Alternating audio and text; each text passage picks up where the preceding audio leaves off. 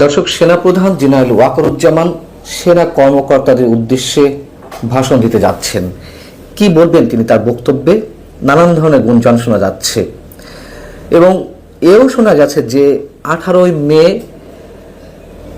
মার্কিন charge the affairs বাংলাদেশে নিযুক্ত ভারপ্রাপ্ত রাষ্ট্রদূত ট্রেসি অ্যান জেকবসনের নেতৃত্বে মার্কিন অন্য 2 কূটনীতিক অর্থাৎ 3 সদস্যের একটি প্রতিনিধি দল সেনাপ্রধানের সঙ্গে দেখা করেছেন। তারা শেষবারের মতন, যতটুকু শোনা যাচ্ছে যে শেষবারের মতন তারা চেষ্টা করেছেন সেনাপ্রধানকে বোঝানোর জন্য যাতে রাখাইনের উদ্দেশ্যে জাতিসংঘের প্রস্তাবিত যে তথাকথিত মানবিক করিডোর দেওয়ার প্রস্তাব এসেছে সেটির সম্পর্কে তিনি যেন ইতিবাচক সিদ্ধান্ত নেন। এই 3 প্রতিনিধি দলের মধ্যে কে কে ছিলেন? মার্কিন চার্জ দ্য অ্যাফেয়ার্স বাদে আরও যে দুজন উপস্থিত ছিলেন তাদের একজন হচ্ছেন রাজনৈতিক ও অর্থনৈতিক কাউন্সিলর এরিক গিলান এবং প্রতিরক্ষা অ্যাটাশে লেফটেন্যান্ট কর্নেল মাইকেল ডিমিট্রিই। কোন একটি বিশেষ বৈঠকের পর নাকি এই 3 মার্কিন প্রতিনিধি তারা সেনা প্রধানের সঙ্গে দেখা করেন।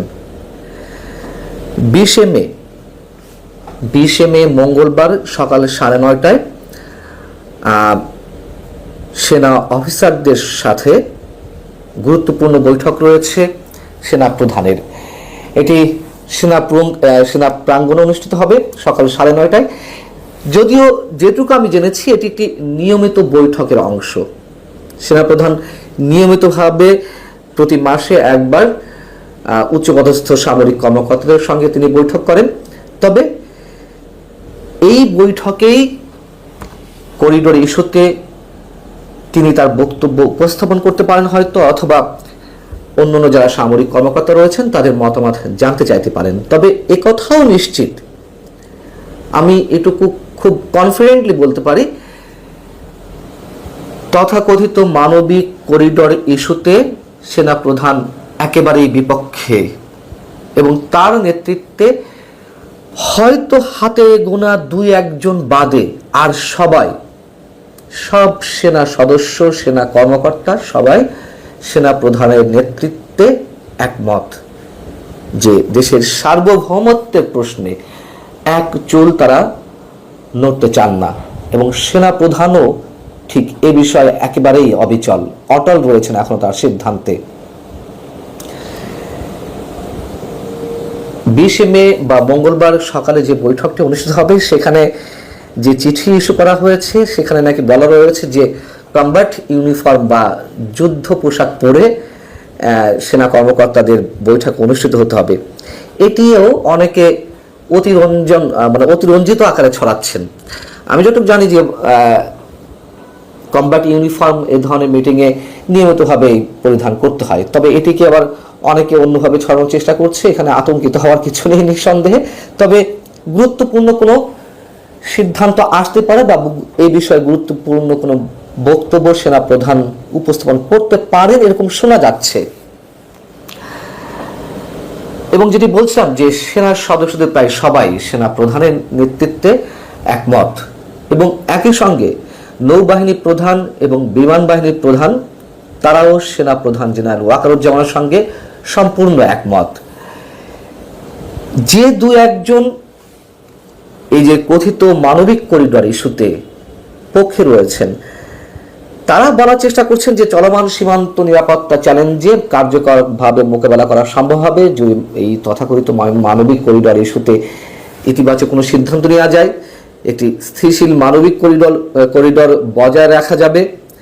বিজিবির উপরে অর্থাৎ বর্ডার গার্ড বাংলাদেশ বিজিবির উপর বোঝা কমানোর একমাত্র উপায় হলো বাংলাদেশ মিয়ানমার সীমান্তকে একটি সামরিক অভিযান অঞ্চল ঘোষণা করা এবং তাদের বক্তব্য একই সঙ্গে যে ভারতের সাথে সীমান্ত ব্যবস্থাপনা সহ অন্যান্য গুরুত্বপূর্ণ নিরাপত্তা কাজের জন্য বিজিবিকে মুক্ত করা যাবে, মানে সীমান্ত অঞ্চলে সেনা সদস্যদের পুরোপুরি নিয়ন্ত্রণ আনা যাবে এবং তারা নজরদারি বাড়াতে পারবে।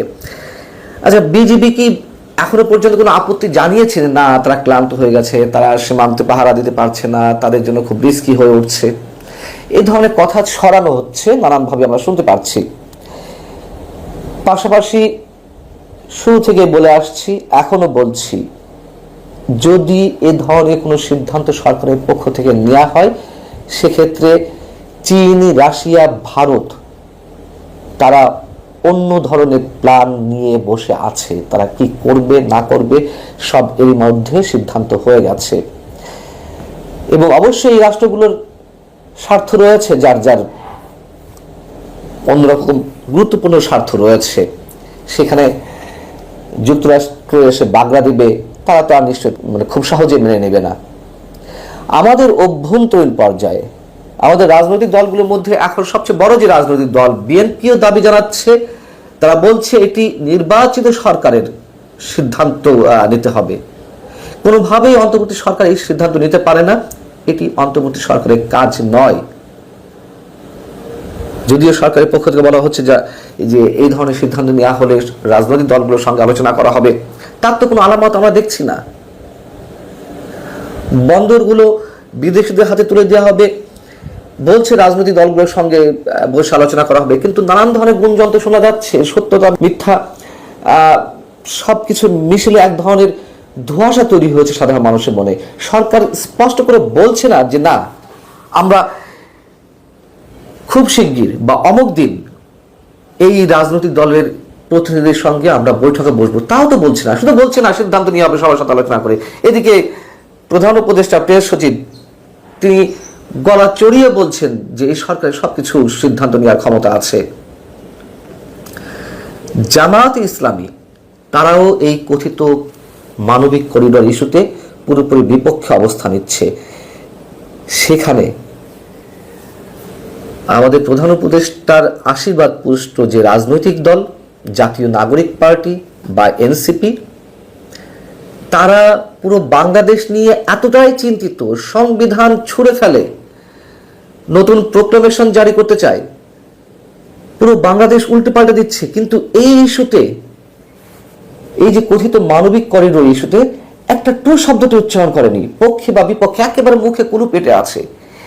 সেখানেই আমাদের সন্দেহ, আসলে কি হতে যাচ্ছে, কি করতে যাচ্ছে সরকার, কার প্রেসক্রিপশনে কাজ করছে।